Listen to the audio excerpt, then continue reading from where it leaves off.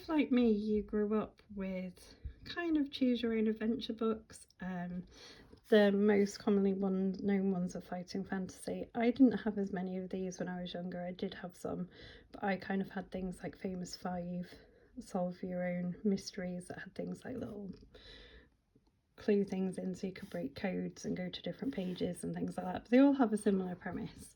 They're generally quite nerdy. They often are a great way into sort of learning how to do things like tabletop role playing, like D&D and things like that. And generally sort of loved by younger people. Recently, there's been a move into making them into other things. So I've bought this at Bradford Literature Festival, which is Anthony Johnston's Can You Solve the Murder? It works very similar to a choose your own adventure book. Has a lot less kind of dice rolling, solving little mini puzzles, things like that. There is some codes you can break. But I think that is a choice to make it a bit easier for people who may not have gone into these things before. It's written in slightly longer chunks than something like a fighting fantasy is, because you have to get the premise of the crime. This one only really has one puzzle, so once you've solved it, there isn't really any alternate endings. You're not going to go back and find a different murderer or a different case.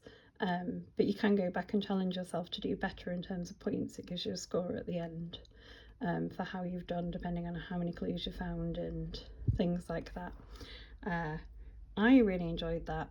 I think it's quite interesting if you like crime and you're interested in seeing if you can always work out who the murderer is in a crime novel. There's probably a really good challenge. It'd make a really good Christmas present as well for people who like a puzzle to solve. Having done this, it made me feel a bit nostalgic, so then I went back and found a fighting fantasy that was on my book pile, which was Crystal of Storms by Rhianna Pratchett.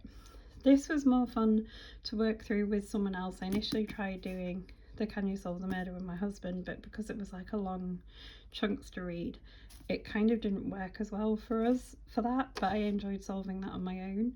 This one we did together, so we made our character and then we read through the sections and kind of thought things. It is more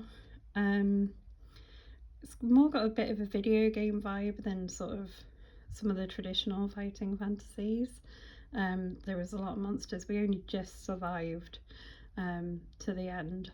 We had to restart at least once because we died. It does have multiple routes through, which is quite nice. So you can go through, make a mistake, have to die, have to start again, and then go a different route. I quite like that.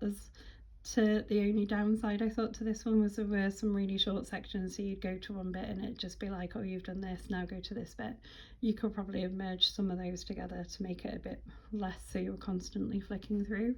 But this was a really lovely nostalgic journey back to childhood. Rhianna Pratchett is the daughter of Terry Pratchett, and she does write video games and things, so which might be why it's got a bit of a video gamey vibe compared to some of the older fighting fantasies that do feel more like a kind of simpler D&D adventure. But if you're wanting to introduce your kid to a fighting fantasy, probably a really good one to start with, because they'll find things that are familiar in it and you will teach them those sort of basic RPG skills of making a simple character and kind of going through and rolling to fight battles and things like that, which is really good. There is an element of strategy in it as well, so you need to kind of find things to help you through, which is really good. Both of these are quite good fun. Both would make nice little presents for people. I'd say Can You Solve the Murder is probably more for older teens and adults, and this you could do with a family and all get involved. So if you're looking for sort of a younger one, then maybe go with the fighting fantasies. If you're looking for a great Christmas present for someone older who likes a puzzle, go with Can You Solve the Murder.